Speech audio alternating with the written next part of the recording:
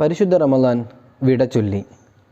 ഈ റമളാനിന് ശേഷവും ജീവിതത്തിൽ പകർത്താൻ ആവശ്യമായ പ്രധാനപ്പെട്ട ഒരു കാര്യം, സൂറത്തുൽ ഫുർഖാൻ റഹ്മാനായ റബ്ബിൻ്റെ യഥാർത്ഥ അടിമകളെക്കുറിച്ച് പറയുന്നിടത്ത് അവർ നിരന്തരമായി ചെയ്യുന്ന ഒരു പ്രാർത്ഥനയെക്കുറിച്ച് പറയുന്നുണ്ട്. ആ പ്രാർത്ഥനയുടെ പ്രമേയം നരകമോചനമാണ്. റബ്ബന സ്രിഫ് അന്ന അദാബ ജഹന്നം ഇന്ന അദാബഹ കാന ഗറാമ ഇന്നഹ സാഅത് മുസ്തഖറം വ മുഖാമ.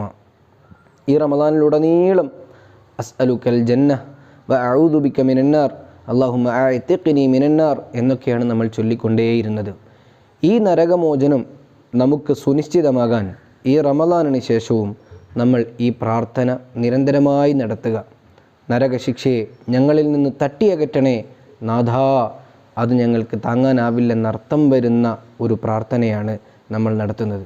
ഇത് റഹ്മാനായ റബ്ബിൻ്റെ യഥാർത്ഥ അടിമകൾ എപ്പോഴും ചെയ്തുകൊണ്ടിരിക്കും എന്നും ഖുർആൻ നമ്മളെ പഠിപ്പിക്കുകയാണ്.